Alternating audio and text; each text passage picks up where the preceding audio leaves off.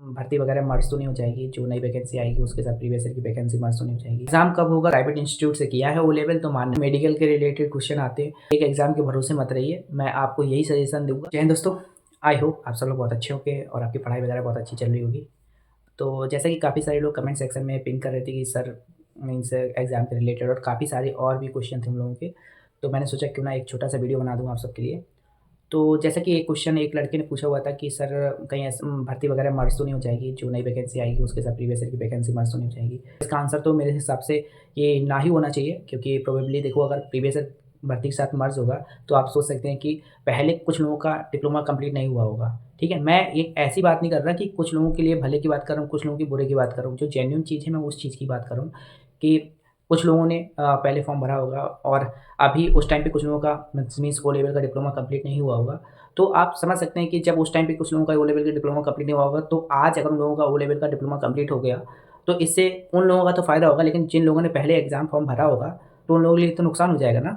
तो मेरे हिसाब से तो ये नहीं होगा। आप खुद एक मीन्स अपने हिसाब से सोच सकते हैं ये चीज़ कि ये पॉसिबल कैसे है, या फिर मतलब क्योंकि देखिए इसमें ओ लेवल का एक कहीं न कहीं बहुत अच्छी चीज़ है जहाँ पर कि ओ लेवल माँगा गया है। ठीक है, कहीं ऐसी नहीं है कि नॉर्मल क्वालिफ़िकेशन है। तो उस टाइम कुछ लोग तो भर नहीं पाए होंगे, हो सकता है कि कुछ लोगों के पास नहीं ओ लेवल हो, कुछ लोगों को पता ही ना हो। लेकिन आज कुछ लोगों के पास ओ लेवल का होगा, ठीक है? बहुत सारे लोगों के पास ओ लेवल का डिप्लोमा होगा या फिर बीटेक हो गया, बहुत सारी चीज़ें होंगी। तो कहीं न कहीं वो कॉम्पिटिशन में आ जाएँगे और कहीं न कहीं उन सब लोगों के लिए थोड़ा-सा प्रॉब्लम होगा जिन लोगों ने पहले फॉर्म भरा था। क्योंकि आप ये सोच के देखिए, आप जो नए फॉर्म भरेंगे अगर उनके साथ मर्ज कर दिया तो फिर कहीं न कहीं कॉम्पिटिशन और ज़्यादा हो गया ना।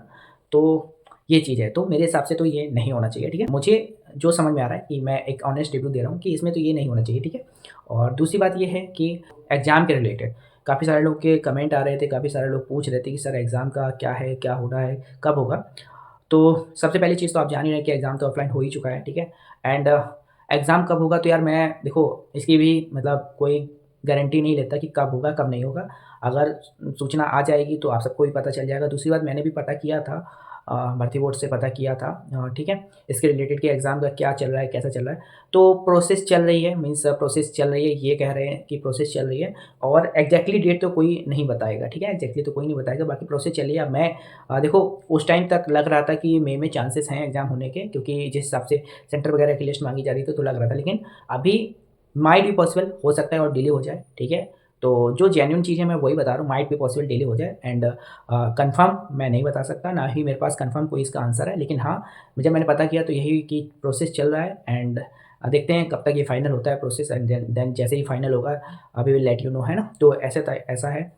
तो ये दोनों है, माइट बी पॉसिबल डिले भी हो सकता है एग्ज़ाम, तो इसका कुछ मीन्स क्लैरिटी नहीं है अभी, ठीक है? क्लैरिटी नहीं है। ये मैं 100% श्योरिटी के साथ नहीं कह सकता कि मई में नहीं होगा या मई में ही होगा, ठीक है? इसकी कोई क्लैरिटी नहीं है। तो जो ऑनेस्ट रिव्यू है मैं वही देखो आपके साथ शेयर कर रहा हूँ, ठीक है?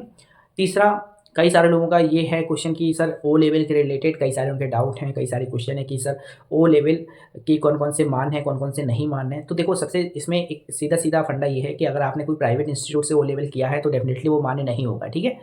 एज़ क्लियर एज़ दैट ये है कि जब आपने प्राइवेट इंस्टीट्यूट से किया है ओ लेवल तो मान्य नहीं होगा, जब तक कि आपने उसको कोई गवर्नमेंट इंस्टीट्यूट या नाइलेट से अप्रूव ना हो, उससे नहीं किया। या फिर आपने कोई यूनिवर्सिटी से ओ लेवल के समकक्ष कोई डिप्लोमा डिग्री नहीं ली, ठीक है?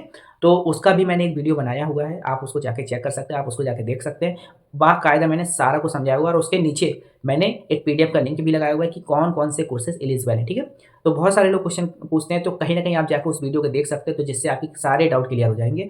काफ़ी सारे लोग पूछते हैं एडीसीए एलिजिबल है, काफ़ी सारे लोग पीजीडीसीए बोलते हैं या किसी से उन्होंने इलेक्ट्रॉनिक्स से किया है, ईसी से किया है, तो आप सारा जाके दे सकते हैं। एडीसीए, पीजीडीसीए और ये इलेक्ट्रॉनिक्स से जिन्होंने किया है, आईटी से, ये सब एलिजिबल है, बशर्ते आपका ये है कि ओ लेवल जो एग्जैक्टली ओ लेवल आपने किया है वो प्राइवेट से ना किया हो, या एडीसीए जो किया है वो प्राइवेट इंस्टीट्यूट से ना किया हो, या फिर जो भी मतलब उसके ओ लेवल के जो भी चीज़ें आती हैं एडीसीए, डीसीए, पीजीडीसीए, तो ये आपने प्राइवेट से ना किया हो, आपने नाइलेट से किया हो, ठीक है? तो ये हो गया। काफ़ी सारे लोगों का आता है मेडिकल के रिलेटेड क्वेश्चन आते हैं, तो मेडिकल के रिलेटेड जो भी डाउट हैं आपके, मैंने एक मेडिकल का वीडियो बना रखा है, तो आप वहाँ से जाके मेडिकल की भी चीज़ें देख सकते हैं। मैंने बाकायदा जो भी चीज़ें हैं मैंने उसमें शेयर की हुई है, मतलब जो मेरा एक्सपीरियंस रहा मैंने वही आपको बताया हुआ है, तो आप वहाँ पर जाके चेक कर सकते हैं, ठीक है? तो ये सारी चीज़ें हैं, बाकी मैंने जो मेन आपके जो डाउट थे वो मैंने आपकी क्लियर शुरुआत में ही कर दिए। मैंने ये नहीं सोचा कि आप यहाँ तक वेट करें, ठीक है? मैंने आपकी चीज़ें क्लियर कर दी। बाकी ये है कि देखो अब मेरे तरफ से ये चीज़ भी है कि कहीं न कहीं आप दूसरे एग्ज़ाम में जो भी आपका स्टेज 2 का कोई भी एग्ज़ाम लगा हो, कोई भी और दूसरे एग्ज़ाम की प्रिपरेशन कर रहे हैं, तो आप उन चीज़ों को भी करते रहिए, ठीक है? हो सकता है किसी का एएलपी का एग्ज़ाम लगा है, किसी का किसी और चीज़ का एग्ज़ाम लगा है, तो डेफ़िनिटली आप उन चीज़ों को भी करते रहिए, ठीक है? आप किसी एक एग्ज़ाम के भरोसे मत रहिए, मैं आपको यही सजेशन दूँगा, बाकी फिर आपके ऊपर डिपेंड करता है, ठीक है?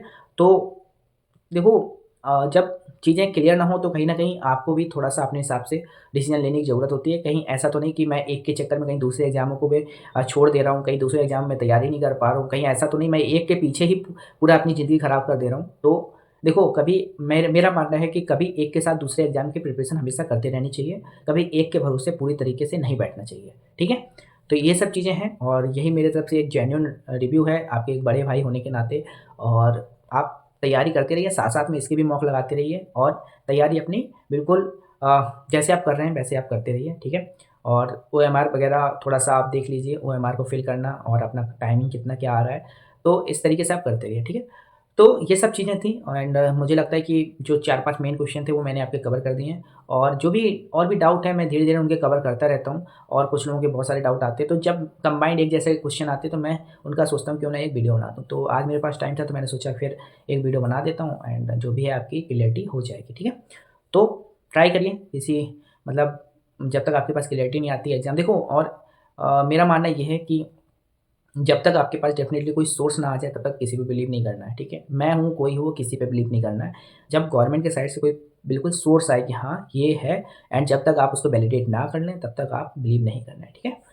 तो बस यही सब चीज़ें हैं, बाकी मैंने सारी वीडियो बना रखी हैं, आप उनको जाके चेक कर सकते हो और इसके रिलेटेड और इसके अलावा भी कोई डाउट है तो आप बिल्कुल पिंग करिए, बिल्कुल क्वेश्चन को कमेंट सेक्शन में डालिए, मैं आपके इस कमेंट का ज़रूर रिप्लाई देने की पूरी-पूरी कोशिश करूँगा, ठीक है? और कंप्यूटर के रिलेटेड आप कुछ बुक फॉलो कर लीजिए, जो भी आपको सूटेबल लगे, परीक्षा मंथन बुक आती है एंड उसके अलावा भी अरिहंत की बुक आती है और उसके उसके कई सारी चीज़ें हैं और बाकी आप थोड़ी तैयारी खुद से करते रहिए, प्रैक्टिकल नॉलेज भी लीजिए, ऐसा नहीं कि बुक्स की थ्योरी पे ही सारा बेस्ड है, ठीक है? तो ये सब चीज़ें बाकी एक मैं अलग से वीडियो बनाने की कोशिश करूँगा कि कंप्यूटर को आप कैसे प्रिपेयर कर सकते हैं, कैसे अपनी तैयारी को कंप्यूटर जो एक सब्जेक्ट है उसके लिए आप कैसे प्रिपेयर कर सकते हैं, कंप्यूटर ऑपरेटर के लिए भी और एएसआई के लिए भी, ठीक है?